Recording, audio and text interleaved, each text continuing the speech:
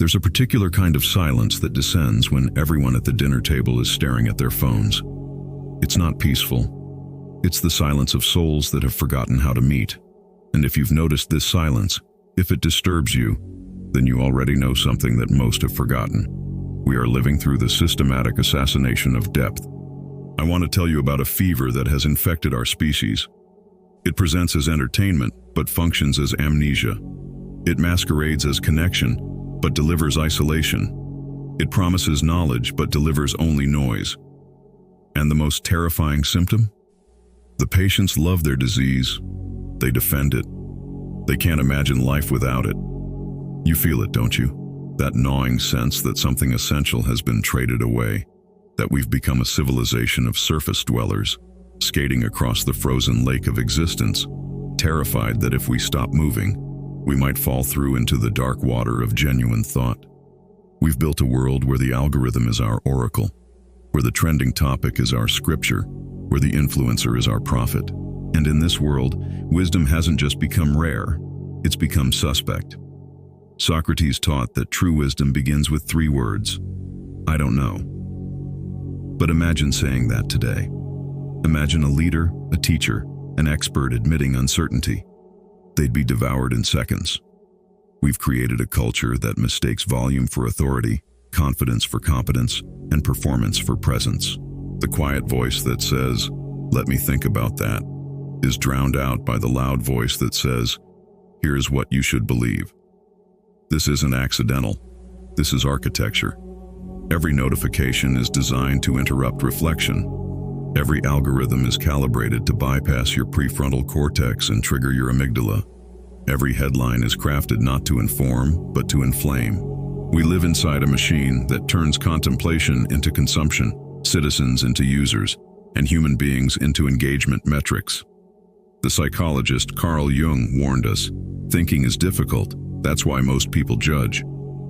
But what he did not foresee was a world that would make judging so profitable and thinking so expensive. Consider who we've crowned as our cultural kings, not the poets who make us weep with recognition, not the philosophers who help us understand our condition, not the artists who show us what we cannot yet see. We've crowned the performers, the provocateurs, the people who've mastered the art of commanding attention without deserving it. We've built amphitheaters for jesters and forgotten the temples for sages. But here's what pierces me to the bone. We haven't just abandoned wisdom. We've learned to mock it. You're overthinking, we say, as if thinking could ever be excessive in a world drowning in thoughtlessness. That's too deep, we say, as if depth were a character flaw rather than the only thing that could save us from drowning in the shallows. Nietzsche predicted this. He said that when people can no longer distinguish between truth and illusion, civilization begins to decay from within.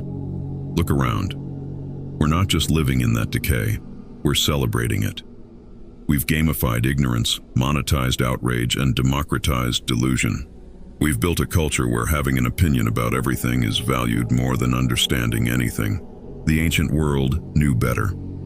The Greeks carved "Know thyself" above their temples. The Chinese cultivated patience as a virtue. The Indians sat in meditation for decades to glimpse a single moment of clarity. These weren't primitive practices of unenlightened people. These were technologies of consciousness, sophisticated methods for developing the only tool that actually matters, the human mind capable of wisdom. But we've traded these technologies for different ones. Instead of meditation, we have medication. Instead of contemplation, we have stimulation. Instead of dialogue, we have comment sections. Instead of books that changed over centuries of thought, we have posts that disappear in 24 hours. We've replaced the eternal with the ephemeral and then wonder why we feel so empty. Viktor Frankl, who survived the concentration camps, discovered that humans can endure any suffering if they have meaning. But what happens when a culture doesn't just lack meaning, but actively destroys it? What happens when we're so terrified of the silence where meaning is found that we fill every moment with noise? I'll tell you what happens.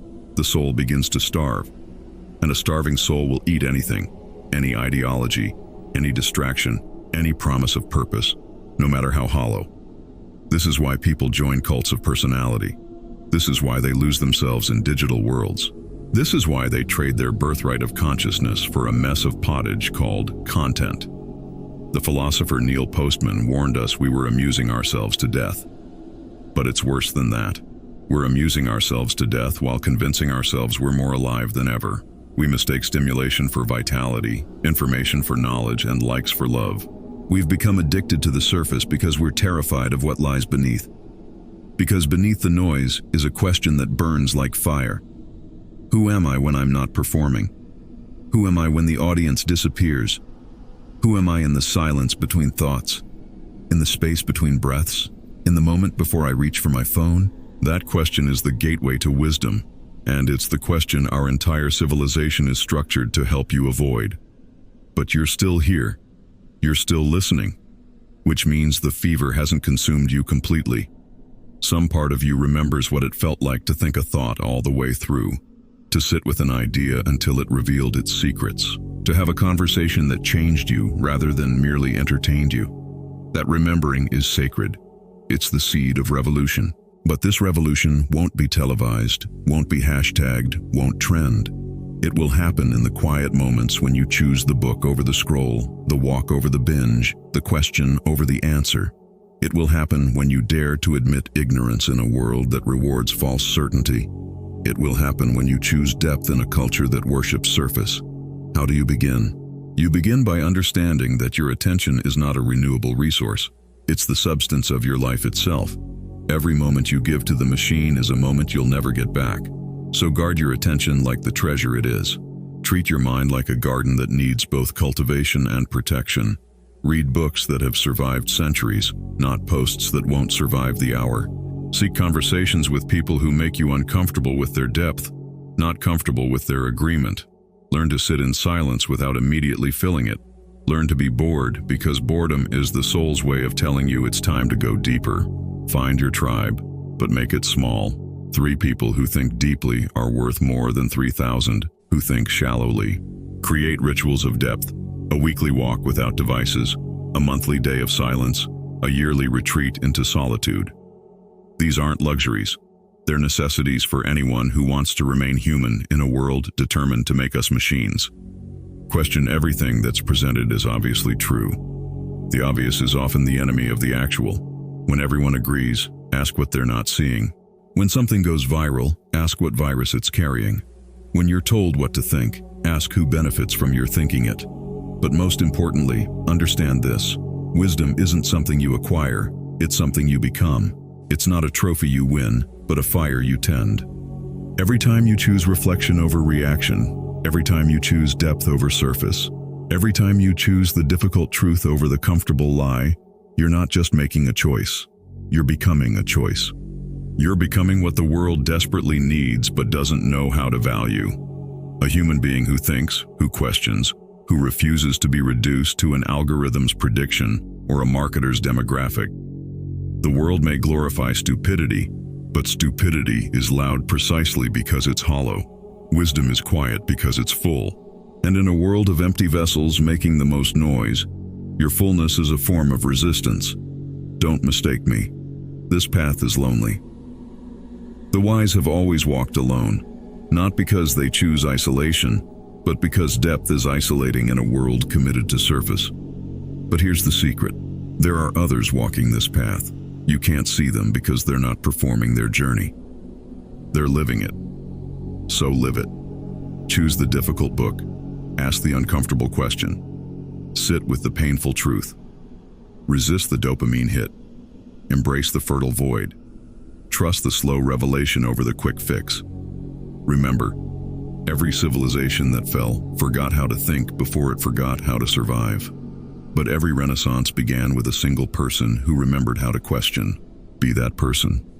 Not for glory, you won't get any. Not for recognition, it won't come. But because the alternative is to sleepwalk through your one wild and precious life, mistaking the menu for the meal, the map for the territory, the noise for the music. Wisdom is waiting for you, not in some distant monastery or ancient text, but in your next choice, in this very moment, in the space between this word and the next. It's been there all along, patient as stone, constant as breath, available to anyone brave enough to stop, look, and listen. The modern world may glorify stupidity, but you don't have to. You can choose depth in the age of surface. You can choose thought in the age of reaction. You can choose wisdom in the age of information. And when you do, you become dangerous. Not violent, but dangerous. Because a person who thinks clearly can't be controlled completely. A person who sees deeply can't be fooled easily. A person who has touched wisdom can't be satisfied with substitutes. This is your invitation to become dangerous, to become necessary, to become real. The revolution begins with your next thought. Think it well.